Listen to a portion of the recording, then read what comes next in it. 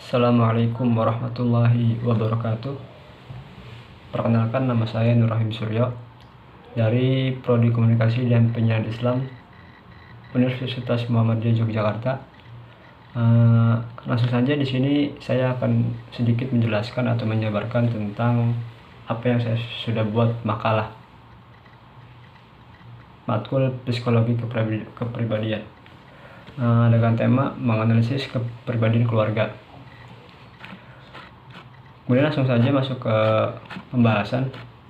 Dalam perspektif pendidikan, terdapat 3 lembaga utama yang sangat berpengaruh dalam perkembangan kepribadian anak, yaitu lingkungan keluarga, lingkungan sekolah, dan lingkungan masyarakat. Oleh karena itu, pendidikan merupakan tanggung jawab bersama antara keluarga, masyarakat, dan pemerintah. Suatu hal yang tidak dapat dipungkiri bahwa pembangunan di segala bidang, manfaatnya semakin hari semakin dirasakan oleh semua kalangan. Itu menyebabkan perkembangan tersebut termasuk di dalamnya perkembangan ilmu pengetahuan. Jadi di samping mendapatkan kebahagiaan, juga menimbulkan masalah etis dan kejiwaan baru bagi umat manusia. Efek samping itu ternyata berdampak sosiologis, psikologis, dan bahkan teologis. Berdasarkan uraian yang sudah saya jabarkan atau uraian dikemukakan terdahulu, maka yang menjadi permasalahan pokok dalam tulisan ini adalah bagaimana urgensi penerapan pendidikan agama kepada anak dalam keluarga dan peranannya dalam membentuk kepribadian anak. Masuk ke poin pertama, urgensi penerapan pendidikan agama terhadap anak dalam keluarga. Pendidikan agama merupakan pendidikan dasar yang harus diberikan kepada anak sejak dini ketika masih muda. Hal tersebut mengingatkan bahwa pribadi anak pada usia anak-anak masih muda untuk dibentuk, dan anak didik masih banyak berada di bawah pengaruh lingkungan rumah tangga. Tugas lingkungan rumah dalam hal pendidikan moral ini penting sekali. Bukan hanya karena usia kecil dan muda anak didik serta besarnya pengaruh rumah tangga, tetapi karena pendidikan moral dalam sistem pendidikan formal di Indonesia masih lebih banyak mengambil bentuk pengisian otak anak didik dengan pengetahuan yang diperlukan untuk masa depannya, sehingga penanaman nilai moral belum menjadi skala prioritas. Dalam segi kegunaannya, pendidikan agama dalam rumah tangga berfungsi sebagai berikut. Pertama, penanaman nilai dalam arti pandangan hidup yang kelak mewarnai perkembangan jasmani dan akalnya. Kedua, penanaman sikap yang kelak menjadi basis dalam menghargai guru dan pengetahuan di sekolah. Kemudian dari situ muncul kebutuhan anak akan suatu lembaga khusus yang membantu keluarga dalam mendidik anak dan memelihara kelangsungan hidup komunitas. Sebagaimana telah dikemukakan bahwa tujuan utama dari pendidikan dalam keluarga adalah penanaman iman dan moral terhadap diri anak. Untuk pencapaian tujuan tersebut, maka keluarga itu sendiri dituntut untuk memiliki pola pembinaan terencana terhadap anak. Di antara pola pembinaan terstruktur tersebut yaitu pertama, memberikan teladan, yang kedua memberikan contoh yang baik, tiga membiasakan mereka melaksanakan siar agama sejak kecil, dan yang keempat menyiapkan suasana agama dan spiritual dalam lingkungan rumah, membimbing mereka membaca bacaan agama yang berguna dalam memikirkan ciptaan Allahnya. Kemudian masuk ke poin kedua, yaitu implikasi penerapan pendidikan agama dalam keluarga. Pembentukan kepribadian anak sangat erat kaitannya dengan pembinaan iman dan akhlak. Secara umum, para pakar kejiwaan berpendapat bahwa kepribadian merupakan suatu mekanisme yang mengendalikan dan mengarahkan sikap dan perilaku seseorang. Oleh sebab itu, keterlibatan orang tua dalam penanaman nilai-nilai dasar keagamaan bagi anak semakin diperlukan dalam kaitannya dengan pendidikan anak dalam keluarga, dan memberikan implikasi-implikasi sebagai berikut. Yang pertama, anak memiliki pengetahuan dasar keagamaan.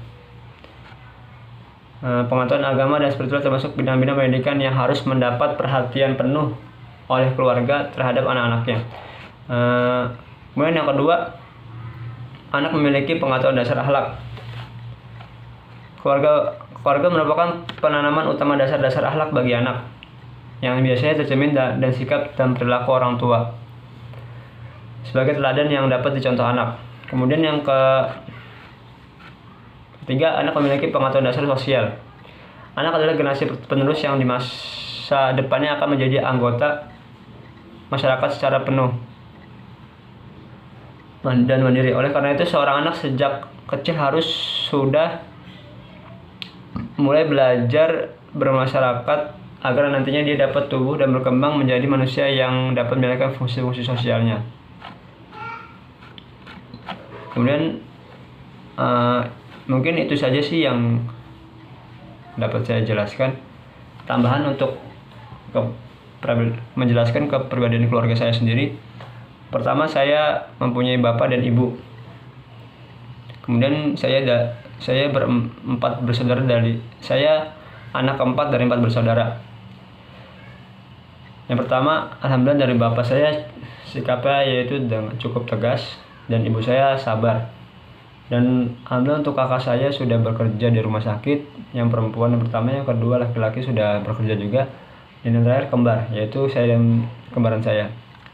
Untuk kepribadian ketika bapak dan ibu saya dalam mengurus rumah tangga, kalau untuk bapak saya alhamdulillah dengan ketegasan beliau, jadi anak-anaknya ikut mengikuti apa-apa yang diperintahkan kebaikan di dalam rumah tangganya, di dalam rumah.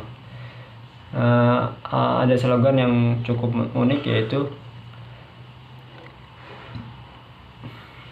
yang biasanya yang terdengar, yaitu tegas, terpaksa, dipaksa, terpaksa, terbiasa. Itu mungkin slogan yang saya dapatkan dalam perihal masalah keluarga. Kemudian langsung saja masuk ke pembahasan terakhir, yaitu kesimpulan. Berdasarkan uraian pembahasan terdahulu, berikut ini dikemukakan kesimpulan sebagai berikut.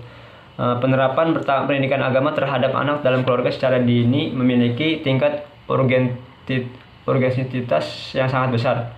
Hal tersebut mengingat bahwa peranan yang dimainkan oleh lembaga pendidikan formal tidak mampu menggantikan posisi lembaga keluarga dalam penanaman nilai-nilai moral keagamaan terhadap anak. Materi kurikulum pendidikan agama yang ada di lembaga-lembaga pendidikan formal itu tidak cukup. Dalam hal ini, lembaga keluarga dan di samping menanamkan model dasar bagi anak, juga melengkapi kekurangan sistem pendidikan formal. Penerapan pendidikan agama terhadap anak sangat berpengaruh terhadap pembentukan sikap dan tingkah laku anak.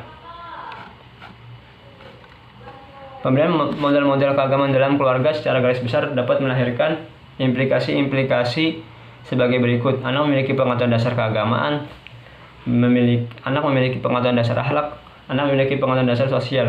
Pengetahuan dasar tersebut memiliki arti penting untuk pencapaian tujuan asasi dari pendidikan Islam, yaitu penanaman iman dan akhlakul karimah. Mungkin cukup sekian dari penjabaran dari hasil makalah yang saya buat ini. Kurang lebihnya mohon maaf.